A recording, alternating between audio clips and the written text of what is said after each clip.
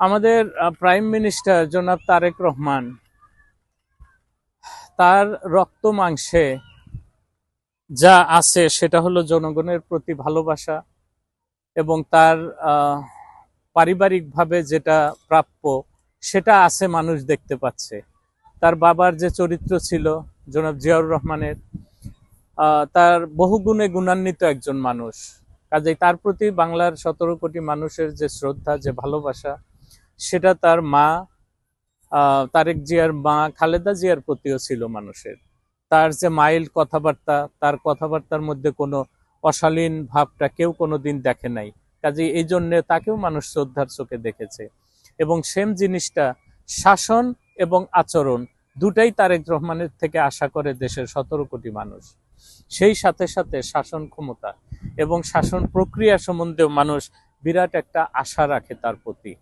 সেই আশা এখনো মানুষ আশাহত হয় নাই। আশা পরিপূর্ণভাবে তার প্রতি আছে। দেশের মানুষের 100% সমর্থন তার প্রতি আছে, যার জন্যে এবারের ইলেকশনে 2/3 মেজরিটি দিয়ে তাকে এবং তার দলকে ক্ষমতায় এনেছে। এই জন্যে বললাম যে 2/3 মেজরিটি দিয়েছে, কারণ তার প্রতি মানুষের, দেশের মানুষের একটা বিরাট একটা আশা ভরসার জায়গা রয়েছে। এখন দেশ শাসন করতে গেলে নানান ঝঞ্ঝা আসবে, বাধা আসবে। সেটা পলিটিক্যাল পার্টি যারা আছে অবশ্যই তাদের দিক থেকেও আসতে পারে, কিন্তু তারেক রহমানের যে জিনিসটা খেয়াল রাখতে হবে যে দেশের মানুষ হলো তার শক্তি। অপোজিশনে যারা রাজনীতি করছে তারা তার শক্তি না। এটা মনে রাখতে হবে যে অপোজিশনে যারা রাজনীতি করছে তারাও ক্ষমতায় যেতে চায়। তাদেরও এক্সপেকটেশন আছে যেভাবেই হোক সরকার ভালো করুক আর খারাপ করুক, ভালোটা তারা বলবে না, খারাপটাকে এমন ফুলিয়ে ফাঁপিয়ে বলবে যাতে দেশের মানুষ তাদের মতামত বর্তমান সরকারের, তারেক রহমানের সরকারের এগেইনস্টে চলে যায়। এটা বিরোধী দল চাইবে, কিন্তু সেই চাওয়ায় কিছু যায় আসে না। তারেক রহমানের যে জিনিসটা করতে হবে অ্যাজ এ প্রাইম মিনিস্টার, দেশের মানুষকে তার পাশে রাখতে হবে। দেশের মানুষ যদি তার পাশে থাকে, দেশের মানুষের সমর্থন যদি তার পিছনে থাকে, তাহলে বিরোধী দল হিসাবে যারাই আসুক তারা কোনো ক্ষতি করতে পারবে না, এর খ্যাতি, এর পপুলারিটিকে নষ্ট করতে পারবে না। কিন্তু দেখেন যে জিনিসগুলি হচ্ছে একের পর এক, যেটা মানুষের মনকে বিষিয়ে তুলবে। এক হলো বিদ্যুতের সমস্যা, এক হলো গ্যাসের সমস্যা, দ্রব্যমূল্যের ঊর্ধ্বগতি, আইন কানুন পরিস্থিতির অবনতি। এই জিনিসগুলি দিকে তারেক রহমানকে খেয়াল রাখতে হবে।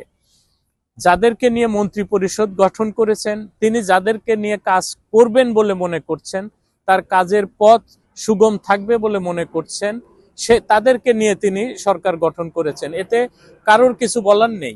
কিন্তু এরা যদি রেজাল্ট দিতে না পারে, এরা যদি সঠিক রেজাল্ট জনগণের হাতে পৌঁছাতে না পারে, অর্থাৎ শান্তি শৃঙ্খলা বজায় রাখতে না পারে, বিদ্যুৎ সমস্যার সমাধান করতে না পারে, গ্যাসের সমস্যার সমাধান না করতে না পারে, দ্রব্যমূল্য যদি সহনশীল পর্যায়ে না রাখতে পারে, তখন কিন্তু দেশের মানুষ বিগড়ে যাবে।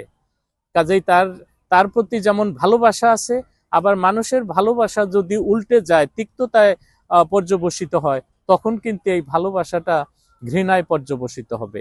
তখন যে সমর্থন তাকে দিয়েছে সেই সমর্থন অন্যকে দিতে পারে ইলেকশনের ক্ষেত্রে। কাজেই তাকে খেয়াল রাখতে হবে যে মানুষ তাকে যেভাবে ভালোবাসে, তার পরিবারকে ভালোবাসতো যেভাবে, এবং তার সুশাসন দেখতে চায়, এই দিকে তার শতভাগ খেয়াল রাখতে হবে। মানুষকে কখনো প্রতিপক্ষ হিসাবে দাঁড় করানো যাবে না। এটা মনে রেখে যদি তিনি দেশ শাসন করেন, তার কিছু ভালো জিনিস আছে, যেমন সাধারণ মানুষের হঠাৎ করে কারোর বিয়ে গিয়ে উপস্থিত হওয়া, এটা মানুষ এক্সপেক্ট করে না। এতে হয় কি, মানুষের মনের মধ্যে জায়গা করে নেন। এটাই মানুষের কাছাকাছি গেলে, সাধারণ মানুষের কাছাকাছি গেলে মানুষ তাকে অন্তরে ধারণ করে। কিন্তু এটা ঠিক ওই রকম যে আবার দেখবেন মানুষের মনে যখন কষ্ট দিবে, মূল্য সহনশীল থাকবে না, বিদ্যুৎ থাকবে না, গ্যাস থাকবে না, আইন কানুনের পরিস্থিতি থাকবে না, মানুষের সিকিউরিটি থাকবে না, তখন ওই যে ঘামের মতো শরীরটা গঠিত হয়েছে, কিন্তু উত্তাপে যদি ঘেমে যায় শরীর, এই ঘেমে যে শরীরের তার ভালোবাসা ঝরে পড়ে যাবে, তখন দেখবে যে মানুষের মনের মধ্যে আবার ঘৃণা জন্মেছে।